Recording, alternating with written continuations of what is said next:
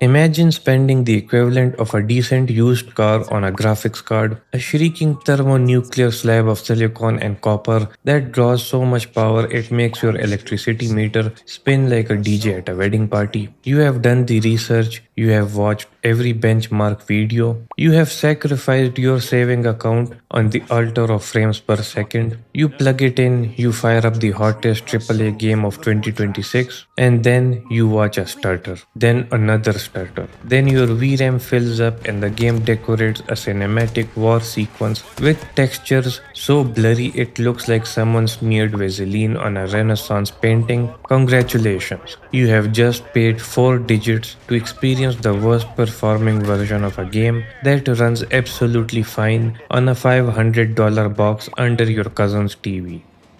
Welcome to Nullplayer Paradox. I'm Castigator, and today we need to have a very uncomfortable conversation about the slow, spectacular, and almost impressively stupid collapse of high end PC gaming optimization. Let's start with the elephant in the room, the glowing neon crutch that the entire industry has been leaning on so hard it has practically fused with their spine, upscaling. When DLSS first showed up, it was genuinely exciting. Nvidia had trained a neural network to look at a blurry, low resolution image and reconstruct something that looked sharp and detailed. It was clever, it was impressive, and the gaming press described it like they had witnessed the second coming. AMD followed up with Fidelity FX Super Resolution, and suddenly there was a whole ecosystem of AI powered image reconstruction tools promising to drag weaker hardware kicking and screaming into the future. These were supposed to be the safety net, a way to keep aging GPUs viable a little longer, or to let bleeding edge hardware push into insane resolutions without sacrificing frame rates. The gaming industry looked at that safety net, nodded thoughtfully, and decided to build their entire house on top of it. What started as a performance bonus has quietly become an unofficial system requirement. Modern AAA games are now architected from the ground up with the assumption that nobody will ever run them at native resolution. The developers throw in enormous uncompressed assets, skip the texture optimization pass, leave bloated shaders in the code base like abandoned furniture in an abandoned building, and then cheerfully tick the box that says DLSS support before shipping it at $70. The safety net is no longer catching falling acrobats. It's become the entire performance floor, and it's made of something increasingly flimsy. Frame generation took this to a level of philosophical absurdity that would make a 19th century poet weep into his absinthe. Frame generation does not render extra frames. It guesses where a frame would have been and inserts a hallucinated image between two real ones. Your performance counter says 120 frames per second. Your mouse, however, is being processed at the real underlying frame rate, which might be 60 or even less. The industry figured out that if they could make the number in the corner of your screen look big, most people wouldn't notice that actually playing the game still feels like piloting a barge through the wet cement. And to be clear, the artifacts are real. Fast moving scenes produce ghosting that makes your character look like they are trailing a spectral twin. HUD elements flicker and shimmer at the edges. In competitive scenarios, the added latency introduced by frame generation is not a minor inconvenience, it's a genuine liability. The kind of thing that loses gunfights and ruins reaction time. The technology has improved, and DLSS 4 in 2025 was undeniably impressive in the right circumstances. But that's almost beside the point. The point is that these tools were supposed to be optional enhancements for users who wanted to push beyond what their hardware could natively achieve. Instead, publishers took the exit ramp they were never supposed to use and turned it into the main highway. This philosophy of deliberate non-optimization has fed directly into one of the most financially painful trends in PC gaming history, the VRAM death spiral. Video RAM is the fast, dedicated memory on your graphics card that holds everything the GPU needs on standby. Textures, shadow maps, geometry buffers, the lot. A few years ago, 12 gigabytes of VRAM was the number that every hardware reviewer pointed to as the threshold of genuine future proofing. Buy this card, they said, and you won't be sweating memory limits for years. That was not correct. Modern AAA titles in 2025 and 2026 routinely push past 16 gigabytes of VRAM at anything above medium settings. Oblivion Remastered, a remaster of a game that originally shipped in 2006 and sold over 9 million copies, launched as one of the worst performing PC games tested in years, with Digital Foundry publicly documenting some of the most severe stuttering they had ever measured. A game about a medieval fantasy world from 2 decades ago somehow required a cutting edge GPU just to avoid looking like a PowerPoint presentation. It made over $105 million on Steam in April 2025 alone, which proves with magnificent clarity that a game can be a commercial triumph and a technical catastrophe in perfect harmonious tandem. The reason VRAM gets devoured at this rate comes back to asset management, or more specifically, the total abdication of it. When your game engine is built around the assumption that players will be running upscaling anyway, why would you spend 6 weeks compressing textures and building level of detail systems? Why would you carefully stream assets in and out of memory based on what the camera can actually see? That is expensive engineering work. It requires talented people, time, and a project management team willing to push back on release date. Instead, you shove the raw assets directly into the game, let the GPU memory absorb the impact, and write minimum 12 GB VRAM recommended in small text at the bottom of the system requirements page, right below the part where it recommends a processor that came out last year.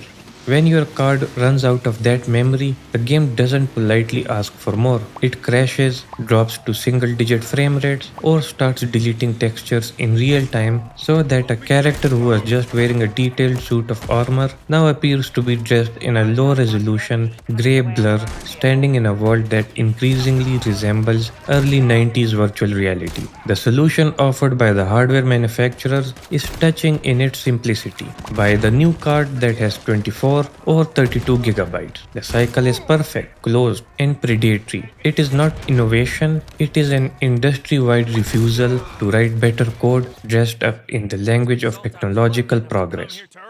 To understand why nobody at the publishing level seems remotely motivated to fix any of this, you have to follow the money, and the money does not live on PC. The console market has long been the financial gravitational center of the games industry. PlayStation 5 and Xbox Series X represent something that developers genuinely love: a fixed, controlled, knowable hardware target. Every single console on the planet has identical silicon. A studio can spend 3 years specifically tuned to that exact configuration, pushing every clock cycle and every byte of memory right up to the physical limit. They know exactly how much unified memory the console has down to the last kilobyte, and they can engineer the game's streaming systems and asset pipeline with surgical precision around that constraint. The result is something that runs smoothly, loads quickly, and feels considered. Not always, plenty of console launches have been messy, but the platform at least gives developers the tools to achieve that precision if they are willing to put in the work.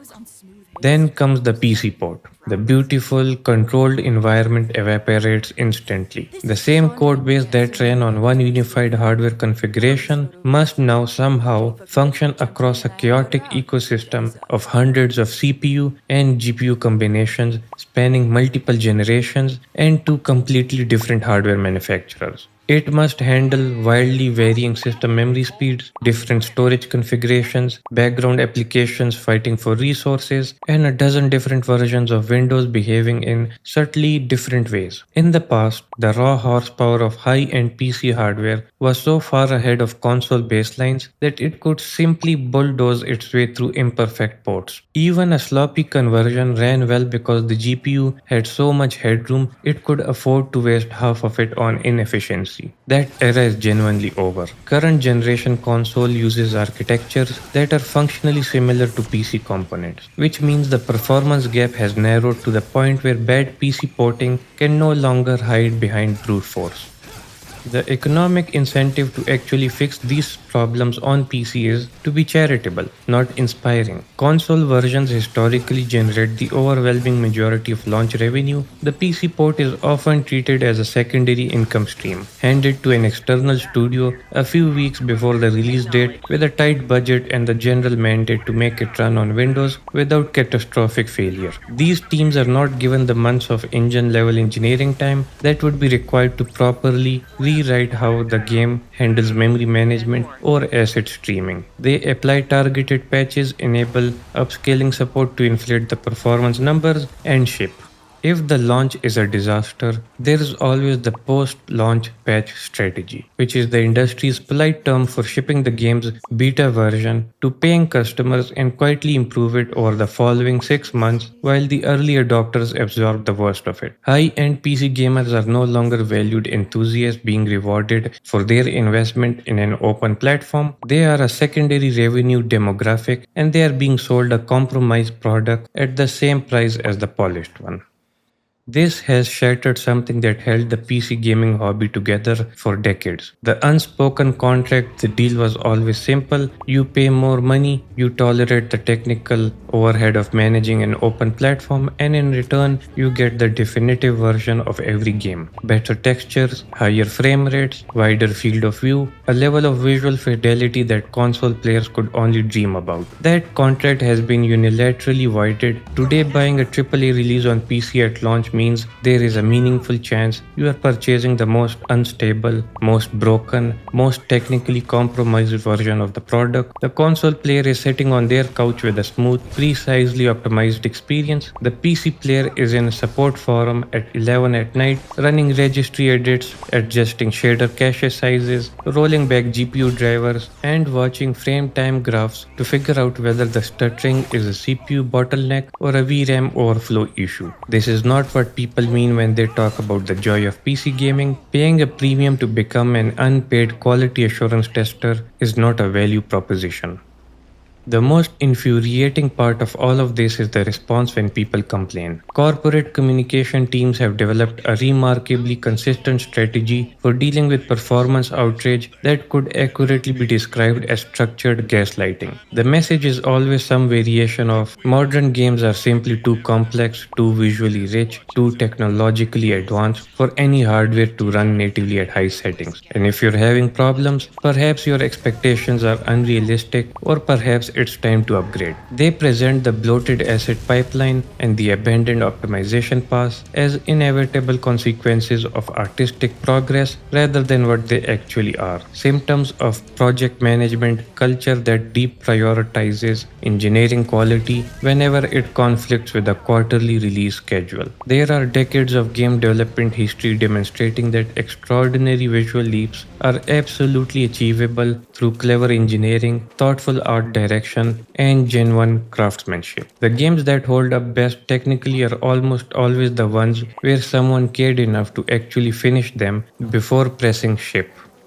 There is also a quieter casuality in all of this that deserves more attention than it typically gets. The psychological experience of being a high end PC enthusiast right now. This used to be a genuinely joyful hobby, tweaking settings, overclocking hardware, chasing that perfect balance between visual quality and performance. It was creative and satisfying and felt like participation in something that rewarded curiosity and technical investment. Now it feels like crisis management. You download 150 gigabytes of game, you spend the first hour of your experience not playing it but stress testing it, monitoring VRAM utilization percentages, cross-referencing online threads to find out which driver version has the least catastrophic interaction with the specific engine the game is built on. Downloading community-made configuration files that fix broken mouse sensitivity or camera acceleration that nobody at the studio apparently noticed. You stop being a player, you become a diagnostician for software you paid full price to enjoy. The immersion doesn't get broken during the game, it never gets to start.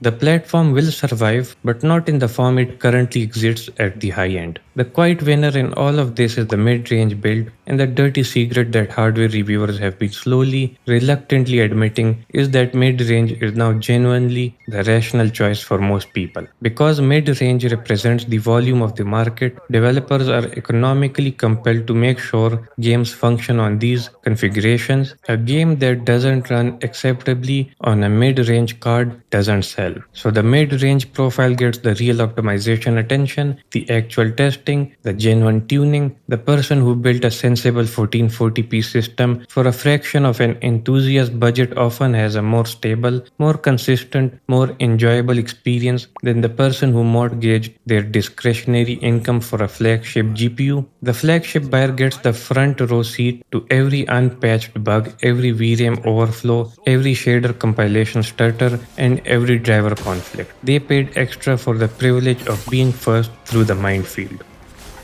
High-end PC gaming is not dying because the hardware isn't powerful enough. The hardware is astonishing. It is dying because the software industry that was supposed to grow alongside it decided that software quality was a line item to cut. Optimization was a launch week press release talking rather than a core engineering discipline, and the people who cared most about the platform, the enthusiasts who built it, advocated for it, and funded its technological advances, could be deprioritized in favor of a market segment that required less effort to serve. Until optimization is treated as a fundamental component of game design rather than a feature that gets trimmed when the deadline bites, the high-end PC will remain exactly what it is right now: an extraordinarily expensive, extraordinarily capable machine running extraordinarily mediocre software, waiting for an industry to decide it's worth the effort to do better. That's all for this video. Thank you for staying till the end. If you want to see more content like this, don't forget to subscribe. Keep watching, keep playing. Thanks for watching. If you liked what you saw, don't forget to like the video, comment, or subscribe for more. It really helps the channel out and I truly appreciate it a lot. Take care, keep watching, and keep gaming.